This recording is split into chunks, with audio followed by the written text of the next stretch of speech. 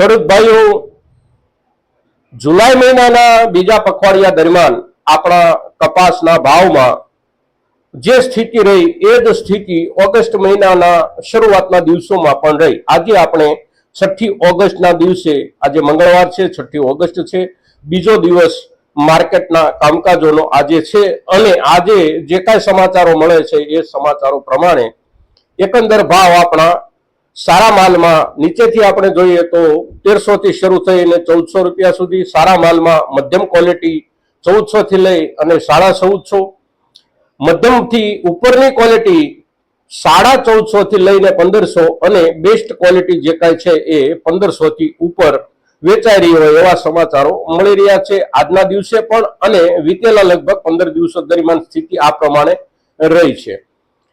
હવે આગળના દિવસોમાં કેવું રહેશે આ સવાલ આપણે મોટા ભાગે આપણા દરેક ખેડૂતોના કાયમ માટે આ સવાલ આપણા પાકમાં હોય છે અને એની જ આપણને માહિતીની જરૂર હોય છે.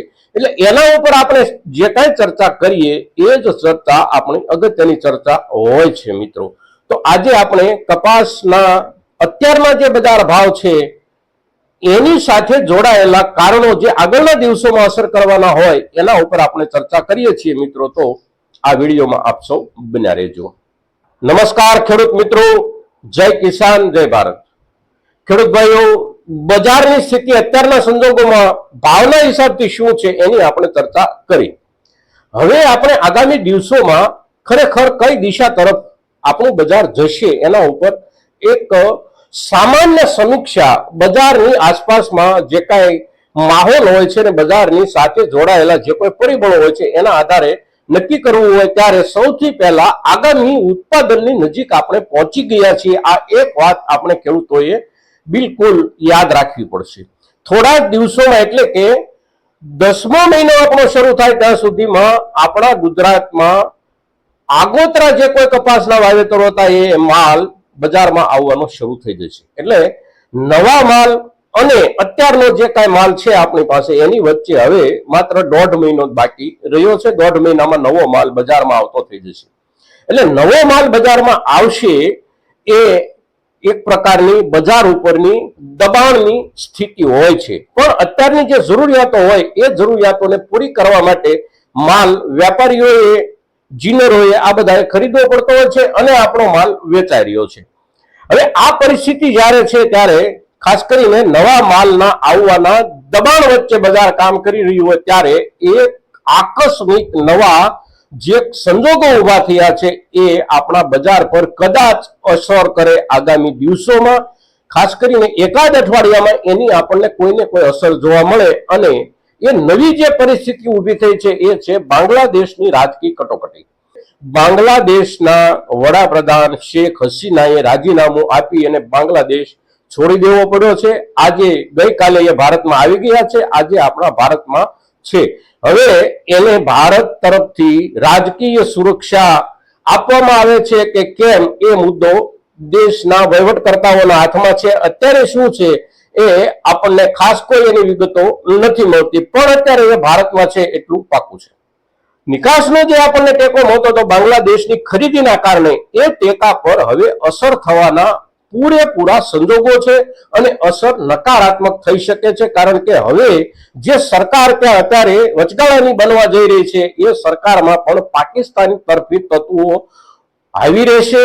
બાંગ્લાદેશનું લશ્કર એ પણ એવું ઈચ્છે છે કે પાકિસ્તાન તરફી તત્વો સરકારમાં વધારે દાખલ થાય. આ સમાચારોના આધારે આવું આપણને જાણવા મળી રહ્યું છે મિત્રો. અત્યારના સંજોગોમાં આપણે જોઈએ તો આ વર્ષમાં પણ આપણે બાંગ્લાદેશને ખૂબ બધો કપાસ આપ્યો છે. બાંગ્લાદેશ ભારત પાસેથી કપાસ જે કાંઈ ખરીદે છે અને એના ઉપર બાંગ્લાદેશ જે કાંઈ પ્રોસેસ કરે છે એ પ્રોસેસની બાંગ્લાદેશની એ પ્રોડક્ટની દુનિયામાં એક માંગ છે, દુનિયામાં એની એક છાપ ઊભી થયેલી છે. બાંગ્લાદેશ ત્યાંથી જે કાંઈ કાપડ કપડું તૈયાર કરી અને દુનિયાના દેશોમાં વેચે છે એ એની એક બ્રાન્ડ ઇમેજ છે અને એ બ્રાન્ડ ઇમેજના કારણે બાંગ્લાદેશમાં એ ધંધો ખૂબ સારી રીતે ચાલતો હતો અને આપણા કપાસની ત્યાં ડિમાન્ડ રહેતી હતી. બાંગ્લાદેશ આપણી પાસેથી કાચો કપાસ પણ ખરીદતું હતું, આપણી પાસેથી રૂ ખરીદતું હતું અને આપણી પાસેથી કપાસના દોરા પણ બાંગ્લાદેશ ખરીદતું હતું. એટલે આપણે સ્પિનિંગ મિલોને પણ બાંગ્લાદેશનો વેપાર મળતો હતો, જીનિંગ અને પ્રેસિંગ મિલો જે હતી એને પણ બાંગ્લાદેશનો વેપારનો લાભ મળતો હતો, અને સીધા કપાસના જે કોઈ વેપારીઓ હતા એમને પણ બાંગ્લાદેશના વેપારનો લાભ મળતો હતો, અને એની અસર આપણા બજાર ઉપર અવશ્ય રહેતી હતી. આપણા કપાસના ભાવ પર એની બહુ મોટી અસર રહેતી હતી. આજના દિવસે હજી આપણા ભાવોમાં કોઈ ફેરફાર આપણને જોવા નથી મળતો, પણ 2 થી 4 દિવસમાં બાંગ્લાદેશમાં પરિસ્થિતિ કઈ દિશામાં જઈ રહી છે એના આધારે આપણા ભાવો પર અસર થશે. વાતાવરણ જો સારું બનવાની દિશા દેખાશે તો ભાવો અત્યારે જે છે એ કદાચ જળવાઈ રહેશે નજીકના દિવસોમાં, પણ વાતાવરણ વધારે ગડબડી વાળું દેખાશે તો આપણા ભાવો ઉપર અસર અવશ્ય થશે દોસ્તો. તો જે સંજોગોમાં જે દિવસોમાં આપણે દાખલ થયા છીએ, નવા પાકના દબાણના દિવસો શરૂ થઈ ગયા છે, ત્યારે સાથે વિદેશ વેપારનું જે મુખ્ય આપણું કેન્દ્ર હતું એના એ કેન્દ્રમાં ઊભી થયેલી રાજકીય કટોકટીના પણ નકારાત્મક પરિણામો આપણા માલના વેચાણ ભાવ પર પડવાની શક્યતાઓ જ્યારે આપણી સામે આવી છે, ત્યારે આપણા માટે એક ચિંતાજનક વિષય છે. અને આ ચિંતાજનક વિષય માત્ર અત્યાર પૂરતો મર્યાદિત નથી. બાંગ્લાદેશની રાજકીય કટોકટી જો વધારે ખરાબ સ્થિતિ તરફ આગળ વધે અને લાંબા સમય સુધી ત્યાં રાજકીય કટોકટી બની રહે તો આપણને લાંબા સમયે પણ એનું નુકસાન થવાની શક્યતાઓ દેખાઈ રહી છે.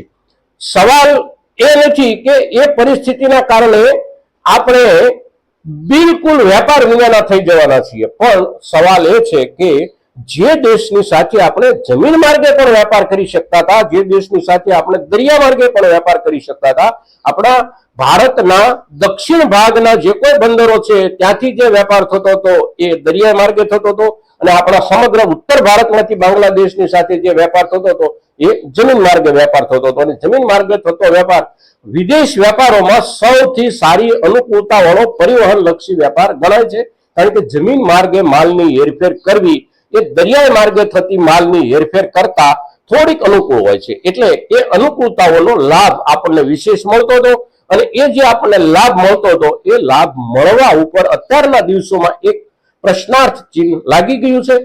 અંતિમ પરિણામ કેવું આવશે એની અત્યારે ખબર નથી, પણ આપણા સંજોગો નાજુક બની રહ્યા છે, અને જ્યારે આ સંજોગો આપણા નાજુક બની રહ્યા છે ત્યારે અત્યારના દિવસોમાં કપાસના બજારની જે પરિસ્થિતિ છે અને આગામી દિવસો પર એની જે અસર થવાની શક્યતાઓ દેખાઈ રહી છે એ શક્યતાઓને ધ્યાનમાં લઈને આપણે જ્યારે આ ચર્ચા કરીએ છીએ ત્યારે આપણો આ વિડીયો, આપણી આ ચર્ચા આપણા મહત્તમ ખેડૂતો સુધી પહોંચે એવા આપ સૌના તરફથી પ્રયાસો થાય એવી આપ સૌને વિનંતી.